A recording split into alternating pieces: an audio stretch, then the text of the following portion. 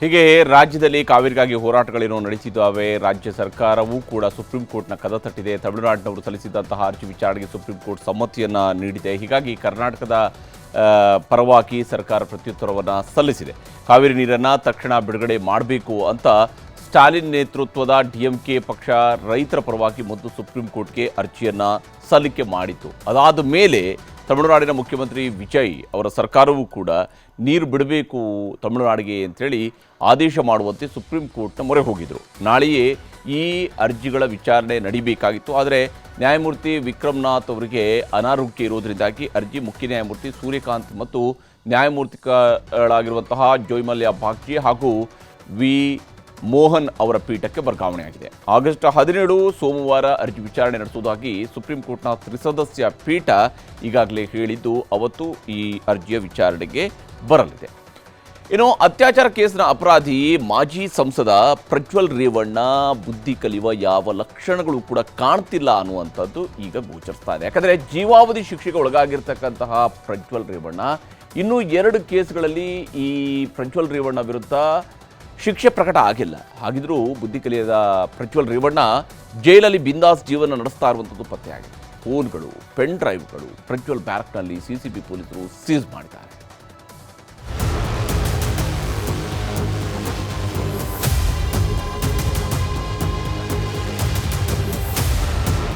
ಕೈಯಲ್ಲಿ ದುಬಾರಿ ಮೊಬೈಲ್, ಮೈ ಮೇಲೆ ಸ್ಟೈಲಿಶ್ ಡ್ರೆಸ್, ಜೊತೆಗೊಂದು ಪೆನ್ ಡ್ರೈವ್, ಇದೆಲ್ಲ ಪ್ರಜ್ವಲ್ ರೇವಣ್ಣನ ಲೈಫ್ ಸ್ಟೈಲ್.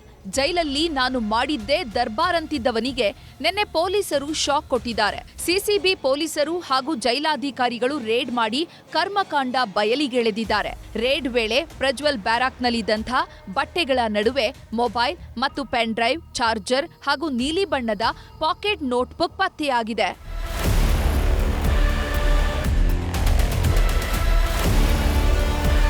ಪೊಲೀಸರು ಡ್ರಿಲ್ ಮಾಡ್ತಾ ಇದ್ದಂತೆ ಬ್ಯಾರಾಕ್ನಲ್ಲಿ ಸಿಕ್ಕ ನೀಲಿ ಬಣ್ಣದ ನೋಟ್ಬುಕ್ ತನ್ನದೇ ಅಂತ ಪ್ರಜ್ವಲ್ ಒಪ್ಪಿಕೊಂಡಿದ್ದಾರೆ. ಮೊಬೈಲ್ ಹಾಗೂ ಚಾರ್ಜರ್ ಮತ್ತೊಬ್ಬ ಆರೋಪಿ ಪ್ರತಾಪ್ಗೆ ಸೇರಿದ್ದು ಅಂತ ಗೊತ್ತಾಗಿದೆ. ಲಾಯರ್ ಹಾಗೂ ಸಂಬಂಧಿಕರಿಗೆ ಕರೆ ಮಾಡೋದಕ್ಕೆ ಮೊಬೈಲ್ ಬಳಸಿದ್ದಾಗಿ ಬಾಯ್ಬಿಟ್ಟಿದ್ದಾರೆ. ಸೀಸ್ ಆದ ಮೊಬೈಲ್ನಲ್ಲಿ ಫೇಸ್ಬುಕ್, ಇನ್ಸ್ಟಾಗ್ರಾಮ್, ನೆಟ್ಫ್ಲಿಕ್ಸ್ ಮತ್ತು ಪ್ರೈಮ್ ವಿಡಿಯೋ ಆಪ್ಗಳು ಪತ್ತೆಯಾಗಿವೆ. ಇದಕ್ಕೆಲ್ಲ ಆಂಧ್ರ ಮೂಲದ ಏರ್ಟೆಲ್ ಸಿಮ್ ಬಳಸಿ ಇಂಟರ್ನೆಟ್ ಯೂಸ್ ಮಾಡಿದ್ರಂತೆ. ಕಳೆದ ಮಾರ್ಚ್ನಿಂದ ಸಿಮ್ ಆಕ್ಟಿವ್ ಆಗಿರೋದು ಗೊತ್ತಾಗಿದೆ. ಎಲ್ಲ ಕಡೆ ಸರ್ಚ್ ಮಾಡಿದ್ದಾರೆ. ಆದರೆ ಇದು ಪ್ರಜ್ವಲ್ ರೇವಣ್ಣದು ಸೆಲ್ನಲ್ಲಿ ಒಂದು ಆಂಡ್ರಾಯ್ಡ್ ಮೊಬೈಲ್ ಫೋನ್ ಸಿಕ್ಕಿದೆ, ಒಂದು ಪೆನ್ ಡ್ರೈವ್ ಸಿಕ್ಕಿದೆ, ಮತ್ತೆ ಒಂದು ಚಾರ್ಜರ್ ಸಿಕ್ಕಿದೆ. ಇದು ಯಾರು ಸಜಾಬಂದಿ ಪ್ರಿಸನರ್ಸ್ ಇದ್ದಾರೆ ಅವರು ಪ್ರಿಸನ್ ರೂಲ್ಸ್ ಪ್ರಕಾರ ಫಾಲೋ ಮಾಡಿಕೊಂಡು ಕೈದಿದ್ದು ಬಟ್ಟೆ ಹಾಕಬೇಕು. ನಿನ್ನೆ ಅದು ಕೂಡ ಹಾಕಿರಲಿಲ್ಲ. ಸೊ ಇದೆಲ್ಲ ಈ ಲೋಪದೋಷಗಳು ನಾವು ಹೇಳಿದ್ರು ಕೂಡ ಇದು ಫಾಲೋ ಆಗಿಲ್ಲ. ಅದರ ಸಲುವಾಗಿ ಅವರಿಗೆ ಕೂಡ ಸೋ ಕಾಲ್ ನೋಟಿಸ್ ನಾವು ಕೊಟ್ಟಿದ್ದೀವಿ. ಅತ್ಯಾಚಾರ ಕೇಸಲ್ಲಿ ಅಪರಾಧಿಯಾದ್ರೂ ಪ್ರಜ್ವಲ್ ರೇವಣ್ಣ ಬಿಳಿ ವಸ್ತ್ರ ಧರಿಸಿಲ್ವಂತೆ. ಜೈಲಾಧಿಕಾರಿಗಳು ಎಷ್ಟೇ ವಾರ್ನ್ ಮಾಡಿದ್ರೂ ಕ್ಯಾರೆ ಅಂತಿಲ್ವಂತೆ. ಇದರ ಮಧ್ಯೆ ಮೊಬೈಲ್, ಪೆನ್ ಡ್ರೈವ್ ಅಂತ ದರ್ಬಾರ್ ನಡೆಸಿದ್ದಾರೆ. ಹೀಗಾಗಿ ಕರ್ತವ್ಯ ಲೋಪದ ಹಿನ್ನೆಲೆ ಅಸಿಸ್ಟೆಂಟ್ ಸೂಪರಿಂಟೆಂಡೆಂಟ್ ಈರಣ್ಣ ಅವರನ್ನ ಸಸ್ಪೆಂಡ್ ಮಾಡಲಾಗಿದೆ. ಅಷ್ಟೇ ಅಲ್ಲದೆ ಜೈಲು ಎಸ್ಪಿ ಅಂಶುಕುಮಾರ್ಗೂ ಕೂಡ ಡಿಜಿಪಿ ಅಲೋಕ್ ಕುಮಾರ್ ನೋಟಿಸ್ ಜಾರಿ ಮಾಡಿದ್ದಾರೆ. ಕರ್ತವ್ಯ ಲೋಪಕ್ಕೆ ಕಾರಣ ನೀಡುವಂತೆ ಸೂಚಿಸಿದ್ದಾರೆ. ಸಿಸಿಬಿ ರೇಡ್ ಸ್ವಪ್ರೇರಣೆಯಿಂದ ಎಲ್ಲ ನಾನೇ ಮಾಡಿಸಿದ್ದು. ಪ್ರಜ್ವಲ್ ರೇವಣ್ಣ ಬ್ಯಾರಕ್ಕಲ್ಲಿ ಮೊಬೈಲು ಮತ್ತು ಪೆನ್ ಡ್ರೈವ್ ಸಿಕ್ಕಿರುವಂಥದ್ದು, ಅದಕ್ಕೆ ಮಧ್ಯಾಹ್ನದೊಳಗಡೆ ವರದಿ ಕೊಡಬೇಕು ಅನ್ನುವಂಥದ್ದು. ಇಲ್ಲ, I don't want to hurry up anything. ಇವಾಗ ಸಿಕ್ಕಿದೆ, ಯಾರಿಂದ ಒಳಗೋಯ್ತು, ಯಾರಲ್ಲಿ ಸಹಕಾರ ಮಾಡ್ತಾ ಇದ್ದಾರೆ, ಯಾವ ರೀತಿ ಸಹಕಾರ ಮಾಡ್ತಾ ಇದ್ದಾರೆ, ಅದೆಲ್ಲ ಗೊತ್ತಾಗ್ಬೇಕಲ್ಲ. ಅದರಲ್ಲಿ ಯಾವ ಮೊಬೈಲ್ ಸಿಕ್ಕಿದೆ, ಯಾರ ಹತ್ರ ಪೆನ್ ಡ್ರೈವ್ ಸಿಕ್ಕಿದೆ, ಯಾರ್ದು ನೋಟ್ಬುಕ್ ಸಿಕ್ಕಿದೆ, ಅವೆಲ್ಲಾನು ಕೂಡ ಗೌಪ್ಯವಾಗಿ ಇಡಬೇಕಾಗ್ತದೆ. ಅದೆಲ್ಲಾನು ಕೂಡ ನಾವು ಸಮಯ ಬಂದಾಗ ತಿಳಿಸ್ತೀವಿ. ಸದ್ಯ ಪ್ರಜ್ವಲ್ ಬ್ಯಾರಾಕ್ಗೆ ಮೊಬೈಲ್ ಹೇಗೆ ಬಂತು, ಮೊಬೈಲಲ್ಲಿ ಯಾವೆಲ್ಲ ಆಪ್ಗಳನ್ನ ಯೂಸ್ ಮಾಡ್ತಾ ಇದ್ರು ಅನ್ನೋದ್ರ ಬಗ್ಗೆ ತನಿಖೆ ಮಾಡ್ತಿದ್ದಾರೆ. Madesh, crime bureau, news 18. ಇನ್ನು ದೆಹಲಿಯಲ್ಲಿ ನಡೆದ ವಿದ್ಯಾರ್ಥಿಗಳ ಮೇಲೆ ನಡೆದಿದ್ದಂತಹ ಲಾಠಿ ಚಾರ್ಜ್, ಪೆಲೆಟ್ ದಾಳಿಗೆ ಕೇಂದ್ರ ಗೃಹ ಸಚಿವ ಅಮಿತ್ ಶಾ ಅವರಿಗೆ ಉತ್ತರ ಕೊಡಬೇಕು ಅಂತ ಪ್ರತಿಪಕ್ಷದವರು ಕೇಳ್ತಾ ಇದ್ದಾರೆ. ಇಷ್ಟು ದಿನ ಮಾಧ್ಯಮಗಳ ಜೊತೆಯೂ ಮಾತನಾಡದೆ ಸುಮ್ಮನಿದ್ದ ಅಮಿತ್ ಶಾ ಚರ್ಚೆಗೆ ನಾನು ರೆಡಿ ಇದ್ದೀನಿ ಅಂತ ಇವತ್ತು ಬೆಳಗ್ಗೆ ಹೇಳಿದರು. ಆದರೆ ಈಗ ಪ್ರತಿಪಕ್ಷಗಳು ಈ ವಿಚಾರದಲ್ಲಿ ಸದನದ ಒಳಗಡೆ ಗಲಾಟೆಯನ್ನು ನಿಲ್ಲಿಸಿಲ್ಲ. ವಿದ್ಯಾರ್ಥಿಗಳ ಪ್ರತಿಭಟನೆಯ ಕುರಿತ ಚರ್ಚೆಗೆ ನಾನು ಸಿದ್ಧನಿದ್ದೇನೆ, ವಿರೋಧ ಪಕ್ಷಗಳ ಎಲ್ಲ ಪ್ರಶ್ನೆಗಳಿಗೂ ನಾನು ಸದನದಲ್ಲಿ ಉತ್ತರಿಸ್ತೇನೆ, ಹೀಗಂತ ಸಂಸತ್ ಭವನದ ಎದುರೇ ಕೇಂದ್ರ ಗೃಹ ಸಚಿವ ಅಮಿತ್ ಶಾ ಮಾಧ್ಯಮಗಳ ಮುಂದೆ ಸ್ಪಷ್ಟನೆಯನ್ನು ಕೊಟ್ಟರು. ಪ್ರತಿಪಕ್ಷಗಳ ಪ್ರಶ್ನೆಗಳಿಗೆಲ್ಲ ಉತ್ತರಿಸ್ತೀನಿ ಅಂತ ಹೇಳಿದರು. ಆದರೆ ಲೋಕಸಭೆಯ ಪ್ರತಿಪಕ್ಷ ನಾಯಕ ರಾಹುಲ್ ಗಾಂಧಿ ಒಪ್ಪಿಲ್ಲ. ನಾಳೆ ಸಂಸತ್ ಅಧಿವೇಶನ ಮುಗಿಯುವ ಹೊತ್ತಲ್ಲಿ ಅಮಿತ್ ಶಾ ಅವರ ಭಾಷಣ ಕೇಳೋಕ್ಕೆ ನಾವು ರೆಡಿ ಇಲ್ಲ, ಲಾಠಿ ಚಾರ್ಜ್ಗೆ ಪೆಲೆಟ್ ಗನ್ ಬಳಸೋದಕ್ಕೆ ಆದೇಶ ಕೊಟ್ಟಿದ್ದು ಯಾರು ಅನ್ನೋದಕ್ಕೆ ಸಿಂಪಲ್ ಆಗಿ ಅವರು ಉತ್ತರ ಕೊಡಲಿ ಸಾಕು ಅಂತ ರಾಹುಲ್ ಗಾಂಧಿ ಹೇಳಿದ್ದಾರೆ. ಇದೇ ವಿಚಾರದಲ್ಲಿ ಲೋಕಸಭೆ ಅಧಿವೇಶನದ ಒಳಗೂ ಕೂಡ ಸರ್ಕಾರ ಮತ್ತು ಪ್ರತಿಪಕ್ಷಗಳ ಮಧ್ಯೆ ತೀವ್ರ ವಾಕ್ಸಮರ ನಡೆದಿದೆ. ನಾಳೆಯೂ ಸಂಸತ್ ಕಲಾಪ ಸುಗಮವಾಗಿ ನಡೆಯುತ್ತೆ ಅನ್ನುವಂಥದ್ದು ಯಾವುದೇ ಗ್ಯಾರಂಟಿ ಕಾಣ್ತಾ ಇಲ್ಲ. ಈಗ ರಾಜ್ಯ, ದೇಶ, ವಿದೇಶಗಳ ಇನ್ನಷ್ಟು ಪ್ರಮುಖ ಸುದ್ದಿಗಳನ್ನು ಕ್ವಿಕ್ ಆಗಿ ನೋಡ್ತಾ ಹೋಗೋಣ. ರೇಣುಕಾಸ್ವಾಮಿ ಕೊಲೆ ಪ್ರಕರಣದಲ್ಲಿ ಕೋರ್ಟ್ಗೆ ಖುದ್ದು ಹಾಜರು ಕೋರಿ ಆರೋಪಿ ದರ್ಶನ್ ಸಲ್ಲಿಸಿದ್ದ ಅರ್ಜಿ ವಿಚಾರಣೆ ಇಂದು ಕೋರ್ಟ್ನಲ್ಲಿ ನಡೆದಿದೆ. ಎಸ್ಪಿಪಿ ಪ್ರಸನ್ನಕುಮಾರ್ ವಾದ ಮಾಡಿ, ದರ್ಶನ್ ಕೋರ್ಟ್ಗೆ ಬಂದರೆ ಸಾಕಷ್ಟು ಜನ ಸೇರ್ತಾರೆ, ಹೀಗಾಗಿ ಖುದ್ದು ಹಾಜರಿಗೆ ಅವಕಾಶ ಕೊಡಬಾರದು ಅಂತ ಮನವಿ ಮಾಡಿದರು. ದರ್ಶನ್ ಪರ ವಕೀಲ ಹಶ್ಮತ್ ಪಾಷಾ ವಾದ ಮಾಡಿ ಕೋರ್ಟ್ಗೆ ಆರೋಪಿಯ ಖುದ್ದು ಹಾಜರು ಅಗತ್ಯ ಇದೆ ಅಂದರೂ ವಾದ ಪ್ರತಿವಾದ ಆಲಿಸಿರುವಂತಹ ನ್ಯಾಯಾಧೀಶರು ವಿಚಾರಣೆಯನ್ನು ನಾಳೆಗೆ ಮುಂದೂಡಿದರು.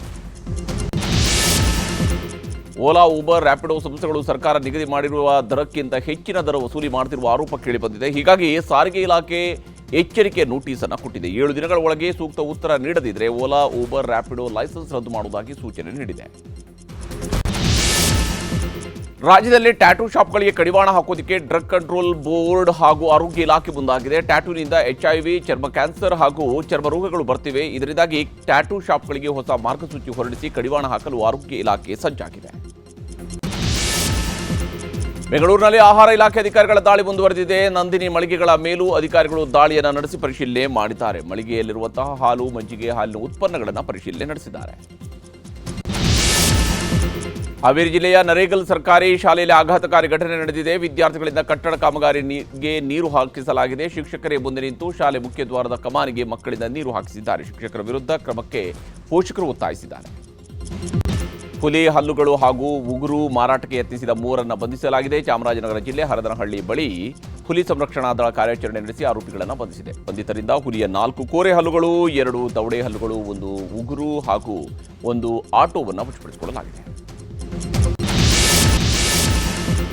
ಅಧಿಕೃತ ನಿವಾಸದಲ್ಲಿ ಅಕ್ರಮ ಹಣ ಪತ್ತೆಯಾದ ಆರೋಪ ಎದುರಿಸ್ತಾ ಇರುವ ನ್ಯಾಯಮೂರ್ತಿ ಯಶವಂತ್ ವರ್ಮಾ ವಿರುದ್ಧ ತನಿಖಾ ಸಮಿತಿಯ ವರದಿಯನ್ನು ಲೋಕಸಭೆಯಲ್ಲಿ ಮಂಡಿಸಲಾಗಿದೆ. ಹಣದ ಕುರಿತು ಸೂಕ್ತ ವಿವರಣೆ ನೀಡುವಲ್ಲಿ ಯಶವಂತ್ ವರ್ಮಾ ವಿಫಲರಾಗಿದ್ದಾರೆ. ಅವರು ತಪ್ಪಿತಸ್ಥರು ಅಂತ 3 ಸದಸ್ಯರ ತನಿಖಾ ಸಮಿತಿ ಹೇಳಿದೆ.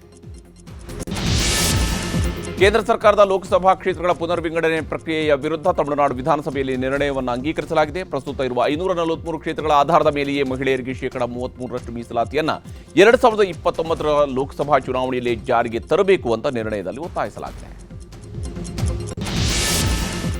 ಮಹಾರಾಷ್ಟ್ರದಲ್ಲಿ ಸುರಿದ ಭಾರೀ ಮಳೆಗೆ ಮುಂಬೈನ ಘಾಟ್ಕೋಪರ್ ಪ್ರದೇಶದಲ್ಲಿ ಭೂಕುಸಿತ ಉಂಟಾಗಿದೆ. ಭೂಕುಸಿತದಲ್ಲಿ 7 ಮಂದಿ ಮೃತಪಟ್ಟಿದ್ದು ಮತ್ತಷ್ಟು ಜನ ಮಣ್ಣಿನಡಿ ಸಿಲುಕಿರುವ ಶಂಕೆ ಇದೆ. ಘಟನಾ ಸ್ಥಳದಿಂದ NDRFನಿಂದ ರಕ್ಷಣಾ ಕಾರ್ಯಾಚರಣೆ ಮುಂದುವರೆದಿದೆ.